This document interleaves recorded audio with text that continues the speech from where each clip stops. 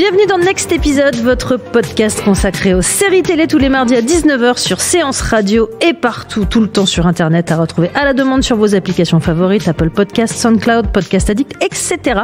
Ici, on débriefera souvent, on analysera éventuellement, on s'écharpera évidemment, mais pas aujourd'hui. Et tout ceci dans le respect du produit. Au programme, The Looming Tower, à retrouver sur Amazon, série adaptée du livre de Lawrence Wright, excellent auteur à qui on doit aussi l'hallucinant Going Clear sur la scientologie. Tout comme le livre The Looming Tower, Al-Qaïda and the Road to 9/11 raconte comment des dysfonctionnements, faibles mots, entre les services secrets américains ont conduit aux attentats contre les Twin Towers. Pour en parler, Nora Boisoni, bonjour. Bonjour. Et ravie de t'accueillir. Merci. Et Romain Burel, bonjour. Bonjour. Un récurrent, un personnage, une sorte de mascotte. Avant de parler services secrets, l'info du jour. Autre genre d'angoisse, cette fois de type britannique, à découvrir cette semaine sur Netflix, une série en 6 épisodes. Au lendemain du suicide apparemment sans raison de sa mère, une violoncelliste londonienne découvre des secrets liant sa mère à la disparition quelques années avant d'une fillette dans une petite ville galloise. When I was little, I used to have this dream. One nightmare, really. I'm in this narrow passage. It's dark. I open a door. There she is. Like she's a prisoner.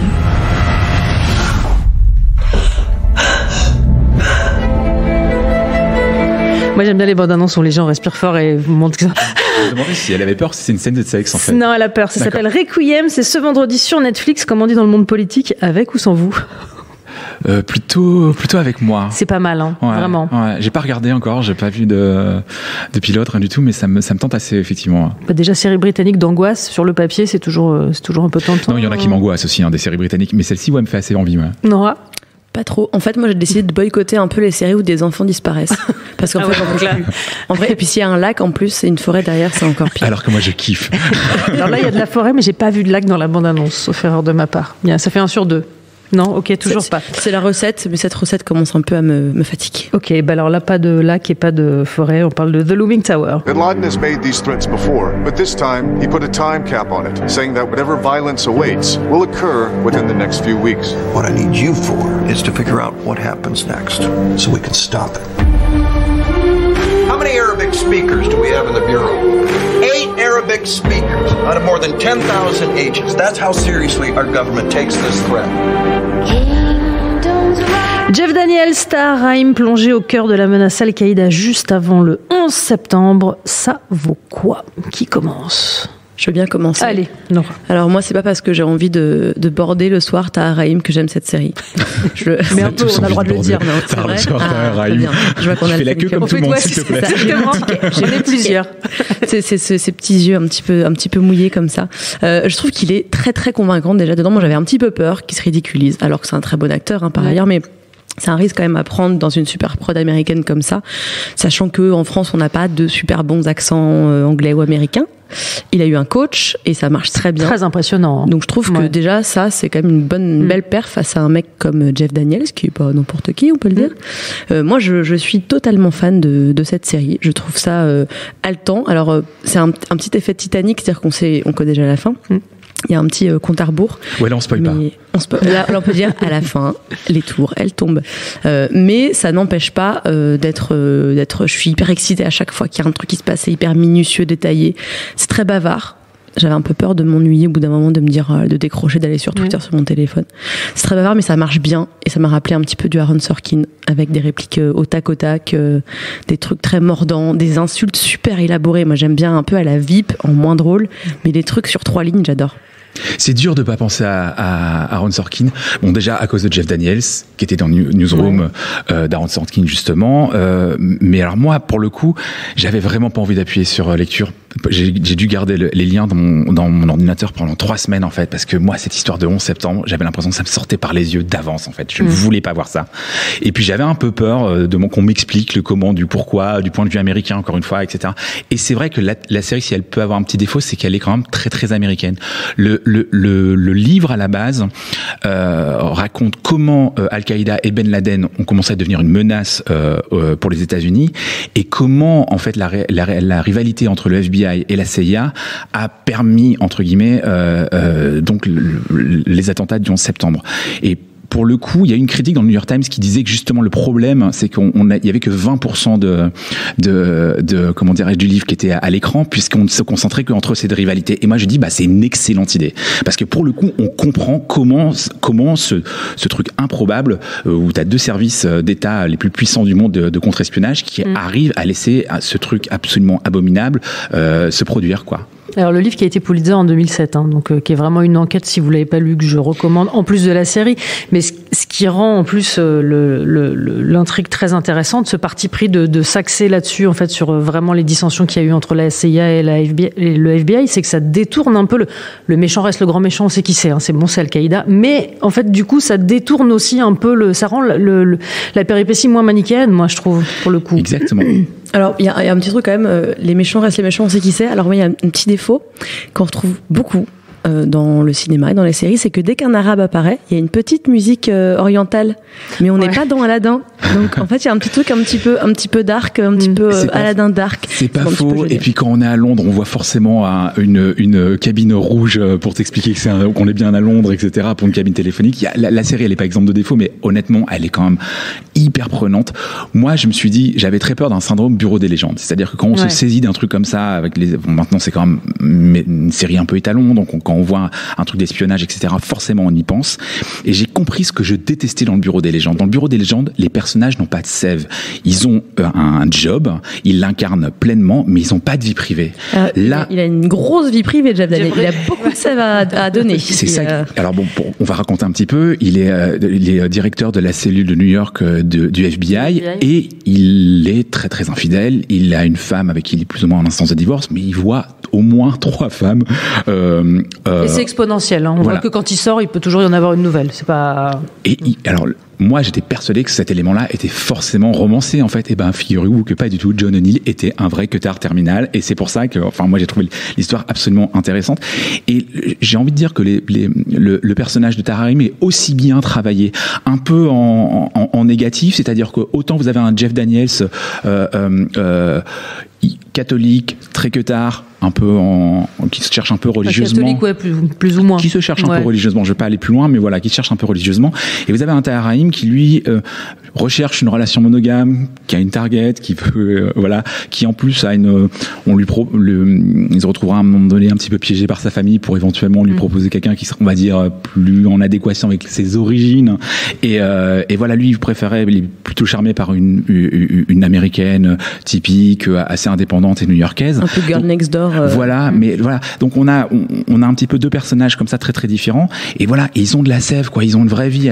Et moi, j'avais très peur que ça puisse exister dans une histoire avec un grand H aussi importante. Et en fait, il y a de la fiction, il y a une vraie histoire. Et moi, je trouve ça vraiment très très très très, très réussi. Avec un tour de force qui est qu'en fait, les personnages dans leur caractère, leur métier, tout est posé dès le premier épisode. C'est-à-dire qu'il n'y a pas de temps perdu. On passe pas 3 épisodes à essayer de comprendre qui, quoi, où. Dès le premier épisode, tout est posé, tout est à plat. On sait qui sont ces personnages, on sait ce qu'ils font en dehors du bureau. Et c'est quand même assez admirable parce que c'est pas fait de manière lourdingue. J'entends les petites réserves que t'as, mais je trouve que globalement, c'est plutôt mieux que ce qu'on est habitué à voir habituellement sur le domaine du cliché. Surtout quand c'est Homeland. Oui, surtout quand il y a de la sève dans les personnages, mais qui sont hystérisés tous et toutes, comme dans Homeland. Et c'est ça que j'ai trouvé bien de traiter ces mêmes sujets finalement, comme dans 24 heures chrono, c'est la même chose. C'est des gens qui peuvent avoir une profondeur, mais qui sont complètement hystériques, qui sont caricaturaux et qui finalement nous saoulent plutôt qu'autre chose, quoi. Mais justement, Homeland, c'était la facilité, c'était de prendre le monde post-Patriot Act et en faire que de la romance et éventuellement même de l'Uchronie un petit peu, quoi, à partir un peu dans tous les sens, et puis si ça se serait passé, etc. Là, l'intelligence de la série, c'est de marcher dans quelque chose qu'on connaît très très bien, mais d'arriver à se resserrer un petit peu. Alors, je suis sûr qu'effectivement il y a plein de choses qui manquent comparé au bouquin, mais resserrer sur des histoires assez étroites, intelligibles, et de pas commencer directement, notamment par les attentats du 11 septembre, mais par ceux du Kenya.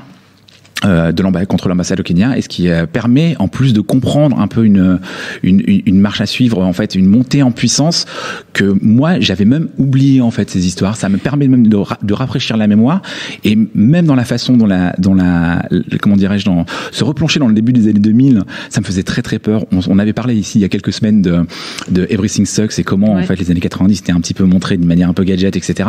Là, effectivement, on a encore des gros téléphones et des frigos énormes, enfin des téléviseurs gros comme des frigos, mais c'est assez bien amené, quoi. Et alors, effectivement, il n'y a pas de suspense, on connaît l'issue, sauf que ce qui est quand même assez malin et ce qui ramène un peu de tension, je trouve, c'est la manière dont c'est traité. C'est-à-dire que la première scène du premier épisode, c'est pas un spoiler, hein, c'est Tahar Rahim qui est en train de déposer lors d'un procès, qui a priori se déroule après les attentats. Donc il y a aussi un enjeu de ce côté-là. Qu'est-ce qu'il va raconter ? Qu'est-ce qui s'est passé ? Je trouve que ça remet de l'enjeu dans une histoire qu'on connaît déjà. Pour le coup, c'est assez malin. Il se défend et il charge, c'est-à-dire que concrètement, c'est ça le cœur de la série, c'est vraiment cette rivalité entre la CIA et le FBI qui mène à des choses ubuesques. Il y a ça d'un côté, cette rivalité-là, et puis il y a aussi l'absolue niaiserie des États-Unis en règle générale, et notamment des médias qui ne sont obsédés que par une chose, c'est l'affaire Monica Lewinsky et la tache de sperme sur cette fameuse robe, et éventuellement les célébrations de l'an 2000. En gros, on se dit, en fait, il y a une phrase de Pompidou qui dit les peuples heureux n'ont pas d'histoire. Apparemment, c'est la seule chose qui intéressait les États-Unis à la veille du plus gros trauma qu'ils ont connu depuis ces 50 dernières années, quoi. Mais il y a un lien intéressant entre tous ces personnages qui sont en recherche de vérité ou de mensonge. Je trouvais ça intéressant quand tu parlais des deux personnages principaux, Tahar Rahim et Jeff Daniels, donc un qui est quand même assez solidement sûr de lui, Daniels avec sa quadruple vie, Rahim qui est hyper maladroit avec les femmes notamment, qui s'impose, on le voit s'imposer, on s'y attend pas parce qu'il a quand même un côté un peu timide, qui s'impose quand les mecs débarquent chez quelqu'un pour lui dire bon, t'arrêtes tes conneries, tu nous dis la vérité maintenant. Le mec débarque, hurle en arabe et en fait le mec leur raconte tout ce qu'il veut. Lui cherche une vérité, l'autre est en plein dans le mensonge, cherche une vérité aussi, et effectivement avoir ces séances d'interrogatoire qu'on a, qui sont donc en 2007, je crois, elles se passent, je crois que c'est 2007, ouais. C'est ça, avec cette recherche de vérité aussi, le type de la CIA qui continue à raconter n'importe quoi devant. Je trouve que c'est intéressant de mettre dans cette position un peu de l'hypocrisie des personnages, en fait, dans leur recherche professionnelle de la vérité et le mensonge de leur vie privée, le mensonge devant les juges. Enfin, il y a quelque chose de très intéressant sur cette d'hydrate, 4 têtes que chacun a. C'est très vrai. Ils partagent tous un patriotisme qu'on peut pas questionner, en fait. C'est ça qui est intéressant. Les 3 personnages, alors le patron de la CIA, le Jeff, qui est joué par Peter Sarsgaard, c'est ça. Hein. Qui est excellent aussi, faut dire. Excellentissime. Vraiment. Je fais juste une incise. Ça joue bien du premier au dernier rôle.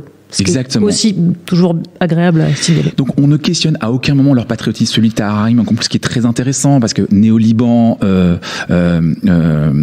naturalisé américain, aujourd'hui a énormément de choses à prouver, un syndrome du bon élève qui essaie toujours d'en faire plus, etc. À tous les moments on se dit voilà, en fait ça ne peut que déboucher sur ce que les mecs bossent bien, et ben finalement ça va partir en vrille, et c'est ça qu'on veut savoir. Ça aboutit notamment à un épisode 5 qui est d'une tension incroyable, alors que pourtant, comme on le dit depuis le départ, on sait la fin, on sait que les tours vont s'effondrer, et en fait on a la série réussit le tour de force d'insuffler une vraie tension, en fait, malgré tout. Mais à rester aussi très drôle. Je pense notamment aux deux envoyés de Jeff Daniels, là, que j'appelle un peu les jumeaux, parce que ceux qui se font complètement fermer les clapets à chaque fois par Sarsgaard, justement, qui cherchent à regarder par les interstices des rideaux. Ils sont très très drôles. Il y a vraiment des moments comiques. C'est pour ça que je parlais d'Aaron Sorkin, parce que il y a de la tension, mais il y a des moments extrêmement drôles dans cette série aussi. Non, ils ont tous une vraie partition à jouer, quel que soit l'endroit de l'intrigue où ils sont. Parce que il faut aussi préciser, c'est-à-dire que la grande force aussi, je trouve, de cette série, c'est que c'est très dense. C'est-à-dire qu'il y a de multiples enquêtes dans l'enquête, mais tout est bien tenu et ça reste relativement lisible. Moi, j'avais vraiment peur en regardant après le premier épisode, en me disant je vais être noyée. Si ça continue à m'envoyer partout à droite, à gauche, je vais complètement être larguée. Et en fait, ça reste très lisible. On ne nous lâche pas en cours de route, en fait. Sans être non plus sans souligner tout ce qui se passe, mais c'est assez habile. Comme on disait tout à l'heure, comme tu disais, les gens sont très bien identifiés, comme tu dis, leur métier, ce qu'ils font, qui ils sont dès le début. Effectivement, le premier épisode, on a Daniels qui se tape 4 nanas en même temps. Ça pose son personnage. On a Rahim qui va faire sa prière. On a tous les persos qui s'engueulent dès le début. On a identifié, les 5 persos principaux, les 5 secondaires, et ça bouge pas. Et moi, c'est plutôt le côté bavard qui m'avait fait peur. Je m'étais dit, je vais rien piger à un moment. Les noms, les trucs, pareil, l'attentat à tel truc, comment il s'appelle le mec, son pseudo, c'est quoi? Et en fait, ça marche très bien, c'est très clair. L'écriture est vraiment hyper bien menée. Et comme tu dis, on nous lâche pas. Enfin, je trouve que c'est vraiment exaltant comme série, quoi. Et comme il se doit, l'anglais est drôle. Je le précise, il y a un anglais à un moment, quand Tahar m'a envoyé en Angleterre, l'anglais est drôle. Il y a un petit côté Game of Thrones, j'ai trouvé un petit truc.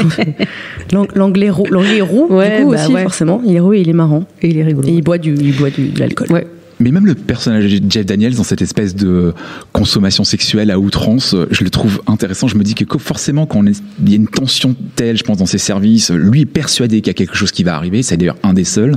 Et je pense que c'est sa manière, en fait, de répondre à cette pulsion de mort qui est à peu près tout le temps présente, voilà, par une pulsion chi un petit peu mal contrôlée, quoi. Mais c'est aussi ce que sous-entend la série, c'est-à-dire qu'il y avait quand même tous les voyants qui étaient allumés et qui disaient attention, il va se passer un truc, et qu'en fait, quand tu parlais de l'affaire Lewinsky en parallèle, c'est là que le contraste devient assez hallucinant, en fait, parce qu'on sent qu'il se passe un truc grave, mais qu'en fait l'attention est focalisée sur autre chose, et que les deux intrigues vont se servir l'une à l'autre, c'est-à-dire les attentats vont servir à faire oublier l'affaire Lewinsky et ce qui est vraiment intéressant pour revenir sur ce que tu viens de dire, c'est que le président des États-Unis, qui en fait compte dans toutes les têtes depuis le début de la série, on ne le voit pas. On ne le voit qu'à travers des images d'archives, etc.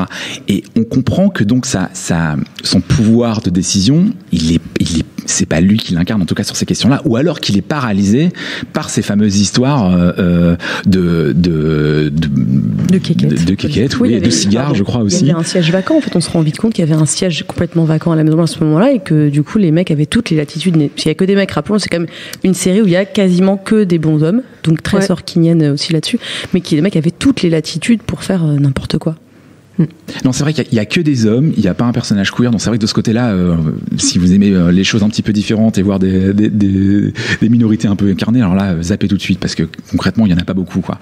Et puis concrètement, oui, à part Taharaim, tous les Arabes sont vraiment des très très méchants, hein, ça, il ne faut pas se leurrer aussi. Hein. Et par rapport aux images d'archives, j'ai trouvé que c'était hyper bien intégré à la série. Dès le début, on a Ben Laden en interview, et j'ai trouvé que c'était parfait. Et ça rappelait aussi que... Ça fait pas carton-pâte. Non, pas du tout, ça fait pas... Parce que quand souvent on a des images d'archives qui sont pas des vrais, ou bien qui servent pas du tout le propos, qui servent à rien, ils sont là juste pour faire joli, pour nous dire que oui, c'était vraiment une histoire vraie, rappelez-vous. Et quand tu parlais des objets techno un peu, complètement obsolètes, moi ça m'a rappelé que le 11 septembre, c'était il y a quand même super longtemps. Même si c'est hyper frais dans les mémoires de ceux, nous, on les a connus bien, on n'avait pas 5 ans et demi quand c'est arrivé. Et ça m'a vraiment sauté au visage, en fait, en me disant, mais c'était il y a une éternité. Ouais. Mais 17 ans, en fait, 17 ans, on peut en faire un objet sériel aujourd'hui. Ça m'a fait penser à cette fameuse série sur les attentats du Bataclan que France 2 avait commandé et finalement a annulé parce que c'était trop tôt, en fait. Là, pour le coup, il y a quasiment une génération qui est passée, on peut se saisir de ça. Et puis surtout, il y a suffisamment de... Enfin, je ne sais pas si ça vient avec les années qui passent ou si c'était là, mais il y a un tel... Ça a donné naissance à tellement de théories ou conspirationnistes ou autres, ou qu'il y a un moment, il faut bien mettre le nez dedans, en fait. On ne peut pas continuer à laisser cette histoire se fictionner toute seule. Et c'est ça qui est intéressant parce que ça répond justement, j'ai envie de dire, par exemple, Marion Cotillard, si tu nous écoutes, regarde cette série, tu vas apprendre des choses et tu vas voir que finalement c'est un peu plus complexe que ce que tu crois. Et en même temps... encore une fois, on peut avoir très peur de rentrer dedans parce que c'est d'abord ce qu'on appelle les real life dramas.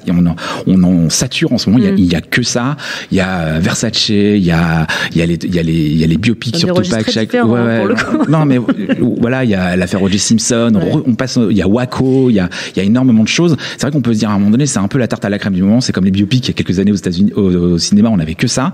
Et en fait, là, celui-ci marche très très bien. S'il y en a un à voir, c'est celui-ci. Mais parce qu'il y a un binôme assez sérieux en dehors de Lawrence Wright qui avait écrit le bouquin, c'est Alex Gibney qui réalise certains des épisodes et c'est lui qui avait déjà adapté un documentaire Going Clear, l'un des bouquins de Lawrence Wright sur la scientologie que je recommande également si vous ne l'avez pas vu. Il me semble qu'il est toujours sur Netflix. J'espère parce qu'il y a quelque chose d'assez commun dans la narration, que ce soit dans le documentaire ou dans la série. Il y a beaucoup de recul, je trouve. C'est des Américains qui ont énormément de recul sur leur pays, sur l'éthique de leur politique interne, externe, internationale et nationale.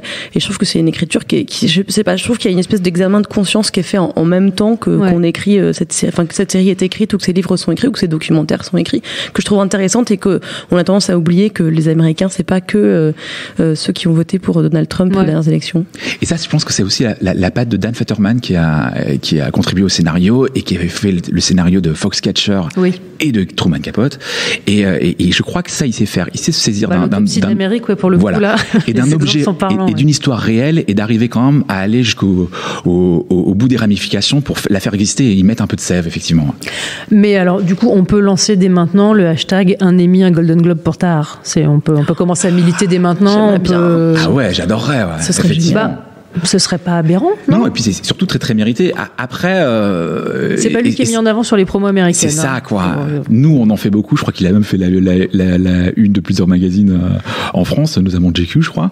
Mais je n'imagine pas. Ce sera assez cool quand même si un petit Français d'origine maghrébine débarque à Hollywood. Tellement, il est incroyable dans cette série, vraiment. Bon, tous, mais lui plus. Ce sera ma conclusion. Ils sont tous bien, mais lui plus. Moi, j'ai beaucoup d'affection pour le personnage de Billy Cramp, en fait, qui joue cet attaché du FBI, et là, qui part sur le terrain et qui date à un moment donné une diplomate. C'est la partie la plus touchante. Alors, touchant, tout cheesy. C'est un peu les deux. C'est-à-dire qu'en fin de compte, selon comment on le regarde, on peut trouver parce qu'il reste sérieux. J'ai vu un petit peu de Grey's Anatomy. J'aime beaucoup Grey's Anatomy. Mais j'ai vu un peu de ça quand il découvre quelque chose. Je ne spoile pas. Donc, quand il découvre cette tragédie, tout à coup, dans les décombres de l'attentat. Mais on peut aussi trouver ça un petit peu ridicule, en disant, en plus, je crois qu'ils ont switché avec un personnage qui était dans la vraie histoire, entre guillemets, un Kenyan, en fait, qui était sous la roche, qu'on voit un petit peu rapidement, mais juste parce qu'il fallait rajouter un petit peu de drama. Alors bon, parfois, c'est un peu, on peut dire, ça va, allez pas forcément chercher les larmes à ce point, quoi. Mais ça a dû arriver, non? Enfin, il y a bien des gens qui ont dû s'attacher à des gens et qui en ont perdu. Enfin, c'est aussi comme ça, la vie. Voilà, allez, ce sera ma deuxième conclusion. Donc, je rappelle de The Looming Tower, c'est disponible sur Amazon. C'est une série Hulu. Je ne sais jamais comment on le prononce, donc du coup, je vais me lancer comme ça. Si je vous demande une reco à tous les deux, type si vous avez aimé, vous aimerez, ou l'inverse? Parce qu'on parle de la drama, vu qu'il y en a énormément, si je devais en conseiller un, je te conseillerais Trust, qui est commandé par Danny Boyle, qui est la série qui parle de l'enlèvement de Getty. Oh oui. C'est plutôt bien foutu. J'ai vu 3 premiers épisodes, ça m'a bien absonné. C'est un peu d'ailleurs le sujet aussi du dernier film de Ridley Scott, en fait, pour le coup. Mais alors, on retrouve cette patte de Danny Boyle avec un petit peu d'hystérie, etc. Qui vraiment, je trouve que la série est plutôt réussie. Et voilà, si je devais conseiller une série, ça serait celle-ci. Ouais. Moi, c'était le documentaire Going Clear, parce que j'avais pas de real life dramas à conseiller, mais c'était vraiment Zoom. Donc j'espère aussi qu'il est encore sur Netflix, qu'il est formidable et flippant. Il est terrifiant. Aussi flippant qu'une vraie fiction. Il y a des phases incroyables. Surtout quand on a encore acteurs et actrices scientologues aujourd'hui qui réfutent tout ce qui est indiqué dans les témoignages des rescapés, des survivants et survivantes de la sciento. Et il y en a quelques-uns qui balancent pas mal aussi, ce qui est pas plus mal. Et si vous voulez finir en beauté, vous pouvez vous envoyer Zero Dark Sortie de Catherine Bigelow, parce que c'est bon. Sur les thématiques. Voilà, on finit sur Ben Laden là. Au moins, vous avez bouclé la boucle. Merci beaucoup Nora Bozzoni, merci Romain Burel. Next épisode, c'est terminé. Rendez-vous mardi prochain, même heure.